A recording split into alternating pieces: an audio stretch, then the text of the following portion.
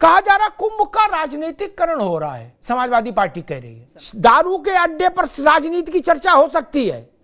चोर चपाल सब राजनीति की चर्चा कर सकते हैं, मुकदमों में फंसे लोग, भ्रष्टाचारी लोग राजनीति की चर्चा कर सकते हैं, 100 लंबी लंबी गाड़ियां लेकर चलने वाले धनपशु राजनीति की चर्चा कर सकते हैं, संत राजनीति की चर्चा नहीं कर सकते। क्यों भैया, कहां रोक लिखी है? किसने कहा नहीं कर सकते? सारे चोर राजनीति में आ सकते हैं, उस पर ऐतराज नहीं। बोले संत बात भी नहीं करेंगे, संतों को बात करनी चाहिए। जब गंदे नहीं, ऐसा इनकी आवाज बंद करिए, चंचल की बिल्कुल आवाज बंद करिए, जब मैं कहूं तब आवाज आएगी। ठीक, गजब बात है, अजब तमाशा है। बोले संत बात राजनीति की नहीं करेंगे, हम करेंगे। क्यों?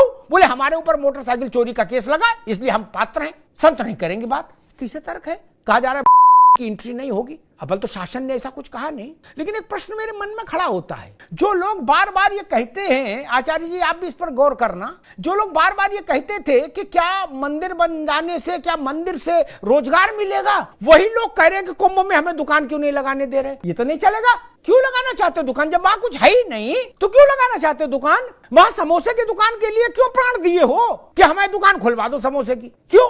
आप तो कहते थे इनमें कुछ रखा ही नहीं, इससे रोजगार मिलेगा। मैं काशी का विषय जब आया था, काशी का लोकार्पण हुआ था काशी कॉरिडोर का, तो समाजवादी पार्टी के एक विद्वान प्रवक्ता मेरे साथ थे, उन्होंने हमसे यही कहा कि इससे क्या होगा। तो फिर मैंने उनको 5 मिनट सब डिटेल में बताया कि इससे क्या होगा, और आज भी पता लग रहा है क्या हो रहा है। 8 करोड़ लोग एक साल में गए। एक बनारस हिंदू यूनिवर्सिटी का एक आंकलन कहता है एक व्यक्ति घर से घर तक 3000 रुपए मिनिमम खर्च करता है। 8 करोड़ गुणे 3000 एक साल में पूरी अर्थव्यवस्था पूर्वांचल की घूम गई। ये नासमझ लोग अपना एक ही टेप बजा रहे हैं और इस बात के लिए प्राण भी दिए कि कचौड़े की दुकान हमें वहां खुलवा दो प्रयागराज में, कुंभ में। क्यों भाई? काहे बेचोगे कचौड़ी? आप लखनऊ में बेच लो। क्यों चाहते हो कचौड़ी वहां बेचना?